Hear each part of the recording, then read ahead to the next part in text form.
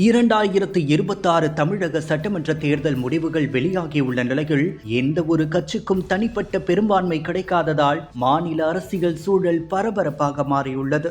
ஆட்சி அமைப்பதற்கான முயற்சிகள் தீவிரமடைந்துள்ள நிலையில் ஆளுநரின் அடுத்த கட்ட நடவடிக்கை குறித்து அரசியல் கட்சிகளும் சட்ட நிபுணர்களும் தொடர்ந்து கருத்து தெரிவித்து வருகின்றனர். தமிழ்நாடு சட்டமன்றத்தின் மொத்த உறுப்பினர் எண்ணிக்கை 234. இதில் ஆட்சியை அமைக்க குறைந்தபட்சம் 118 சட்டமன்ற உறுப்பினர்களின் ஆதரவு அவசியமாகிறது. தற்போதைய நிலவரப்படி விஜய் தலைமையிலான தாவேகா கூட்டணிக்கு 108 இடங்கள் கிடைத்துள்ளதாக கூறப்படுகிறது. காங்கிரஸ் கட்சியின் ஆதரவை சேர்த்தாலும் பெரும்பான்மைக்கு தேவையான எண்ணிக்கையை எட்ட முடியாத சூழல் இருப்பதாக அரசியல் வட்டாரங்கள் தெரிவிக்கின்றன. இந்த நிலையில் எண்ணிக்கை ஆதாரம் இல்லாமல் நேரடியாக ஆட்சி அமைக்க அழைப்பது சரியா என்ற கேள்வி அரசியல் வட்டாரங்களில் பெரும் விவாதமாக மாறியுள்ளது. சிலர் சட்டமன்றத்தில் பெரும்பான்மை நிரூபிக்க வாய்ப்பு வழங்க வேண்டும் என வலியுறுத்த, மற்றொரு தரப்பு முதலில் தேவையான சட்டமன்ற உறுப்பினர்கள் ஆதரவு இருப்பதை உறுதி செய்வது ஆளுநரின் அரசியலமைப்பு சட்ட பொறுப்பு என வாதிடுகின்றனர். இந்த விவகாரத்தில் இந்திய அரசியலமைப்பு சட்டத்தின் ஆர்டிகல் 164 முக்கியத்துவம் பெறுகிறது.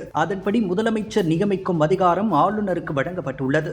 அரசு அமைக்க வருபவருக்கு நிலையான பெரும்பான்மை இருக்கிறதா என்பதை ஆளுநர் நம்ப வேண்டும் என்பதும் அதில் குறிப்பிடப்பட்டுள்ளது. இதனால் பெரும்பான்மை ஆதரவை நிரூபிக்கும் ஆவணங்கள் அல்லது கட்சிகளின் ஆதரவு கடிதங்களை கேட்பது தவறல்ல என்ற கருத்து சட்ட நிபுணர்களிடையே நிலவுகிறது.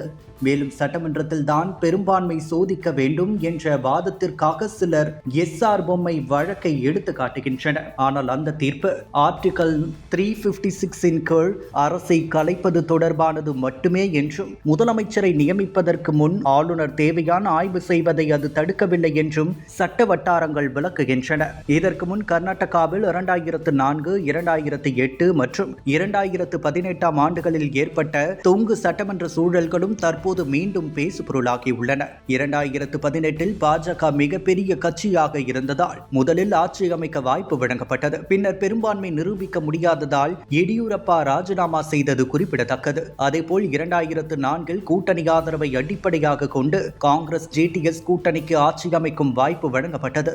அரசியல் ஆய்வாளர்கள் கூறுவதாவது, தெளிவான பெரும்பான்மை இல்லாத சூழலில் ஆளுநர் எச்சரிக்கையுடன் செயல்படுவது அரசியல் நிலைத்தன்மைக்காக அவசியமானது. இல்லையெனில் சட்டமன்ற உறுப்பினர்களை இழக்கும் அரசியல் குதிரை பேரம் மீண்டும் தேர்தல் போன்ற குழப்பங்கள் உருவாகும் அபாயம் உள்ளது என தெரிவித்துள்ளனர். இதனால் தற்பொழுது தமிழ்நாட்டில் அரசு அமைப்பதற்கான அடுத்த கட்ட நகர்வுகள் மற்றும் ஆளுநரின் முடிவு தேசிய அளவிலும் கவனத்தை ஈர்த்துள்ளது. இதற்கு மத்தியில் பலரும் ஆளுநர் பாஜகவின் தூண்டுதலில் செயல்படுவதாக இன்னமும் விமர்சனத்தை முன்வைத்து வருகின்றனர்.